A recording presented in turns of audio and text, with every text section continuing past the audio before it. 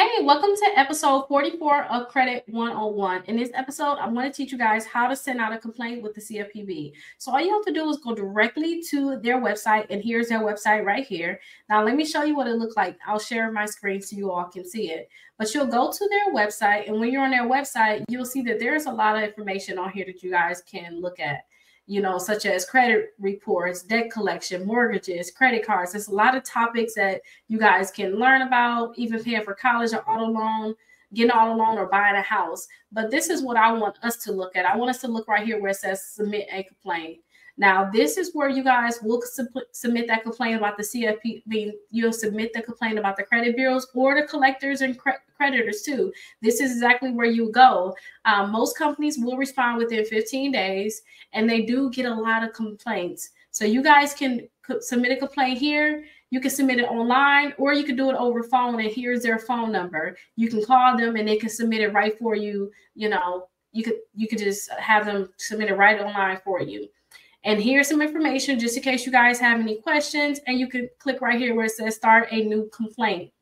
Now, it's usually going to take you about 10 minutes to fill this out. It's not going to be that hard. You just have to put in your information, your first and last name, your email address, your phone number, and then your passwords. I have other videos to show you all how to actually do that, but I want to show you where you can actually submit a complaint. So if the credit bureaus are not removing those accounts, you might want to submit a complaint with them, the Better Business Bureau, or Attorney General in your state. This can help you all get these accounts removed faster. But personally, I did a complaint with the CFPB, but I didn't get the results that I wanted. They kept the account on there. So what I had to do was I had to sue the company. So I'm going to teach you guys exactly what I had to do and how to look up those state laws, because that's what I had to do is sue the company that I sued, which was Midland, which was a credit company, collection company. I'm sorry. So I'm going to teach you guys what I actually did. I'll talk to you guys about it, and you guys can do whatever you want to do. I'm like mumbling over my words, but let's go ahead and check that out in episode 45. Hey, welcome to episode 45 of Credit 101. In this episode, I'm going to talk to you guys about how I actually sued a collection company and how you guys can follow these same steps to go forward and sue these companies also. Now, I sued Midland Credit Management. I want to keep this short and to the point. I sued them, and I sued them because I sued them last year. So it's 2023. I sued them last year in 2022 because they put an account on my credit report, and I tried disputing the account just like I help everybody else dispute accounts. I tried disputing it with that same method, you guys, and they would not remove it. When I tell you I was depressed, like, how am I deleting this for everybody else, but it's not coming off for me? I feel like it was like a personal thing. And then I also felt like this is a sign, like maybe I need to sue them and, document my process so I can talk to you all about it. Because I was with a company before, I was with a few lawyers before, and they just weren't moving fast enough, and they weren't helping us fully. I would say our people helping us fully. So I ended up suing myself, right? I put the paperwork in, and I made sure that when I sued them, I put on their federal laws and state laws. So when you guys think about suing these companies, you got to figure out what laws they're breaking. You can't just say, I want to sue you. You got to talk about what laws they're breaking. So if you look right here, I just looked up, let me show you. I just looked up FDCPA Florida state laws, literally. That's what I looked up. And then I just figured out what state laws they broke. That's all I did. So a few of them I know for sure that they broke is I disputed the account with the credit bureau, but they didn't tell the credit bureau that I disputed the account with them also. So that was thing. So if you dispute an account with the credit bureaus, or if you go ahead and dispute an account with that original creditor or the collection company, they're supposed to say, hey, this account is currently being disputed. They're supposed to have that on your credit report, but they didn't put that on there. Another thing that they were doing was I don't know if they're going to have it on here. Another thing that they were doing was, and I just had a client just talk to me about this, but another thing that they were doing was the debt was like $2,000 or something, but they'll change it like $1 or $2 on Credit Karma. Y'all may see that, it'll go up $1 or $2 and it go back down. They were trying to collect a debt that was untrue. The amount of the debt was incorrect. They did not have a set amount that they were trying to collect. Okay, so you guys may want to look and see if they're doing the same thing with you all, because you may be able to see, like, they'll see like previous results or previous things that happened on your Credit Karma. See if one of the things where your balance went up by $2 or went down, because when you see that change next time, you can make sure you document it and possibly sue them. But I ended up suing them, and usually, since it was Midland, I talked to an attorney. I believe I'm able to say this part of it, because I did sign something, so I can't tell you guys what we agreed upon or anything like that. Just know that I am very happy with what happened.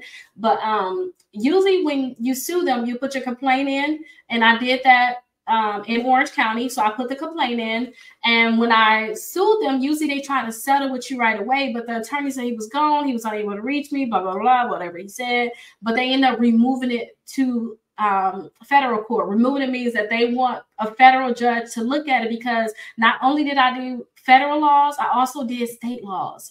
So that's what I mean. Not only did I do state laws, I also did federal laws, which was not so good. I would just tell people now, like, just put the state laws, because if you put federal laws in there, they're gonna remove the federal court. It's gonna be crazy. Like, the paperwork was crazy. I had to figure all this stuff out, but I figured it out, which I'm so proud of.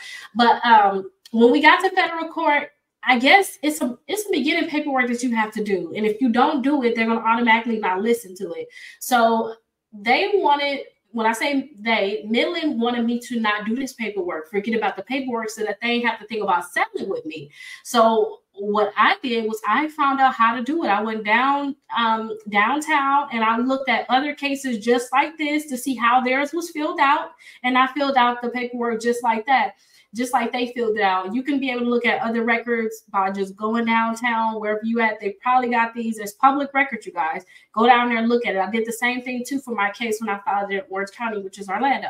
So after I filed out what I need to file, I filed this paperwork, you guys, and they end up settling with me over the phone. They end up saying, hey, this is what we're going to do. I can't talk about all the details of it, but we settled it, and I'm very, very happy about it. And that's why I'm telling you all that if you're going through all these different steps, you're like, Rickita, it's not working, be like me and just settle this stuff out, okay? It's going to help your credit so much, and it can help your pockets so much if you just do this, okay? And a lot of times, too, they have a few things on here. I can't tell you what I got, but they have a few things on here that people usually ask for in their settlement. So you can ask for actual damages. You can ask for statutory damages not to exceed $1,000. Any punitive damages also, in attorney fees and court costs. So if you have an attorney, they can actually ask for all these different things.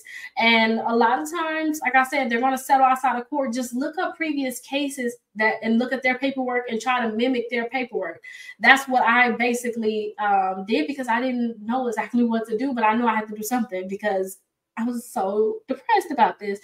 But go ahead and follow those steps, or listen to it and do some more research, because if for some reason they're removing it, you have to do something. Like, I know you have to do something. So please try to figure out whatever you have to do. But that's exactly what I did, and I'm very happy that I did it. And going forward, if I have this problem again, I will sue them again.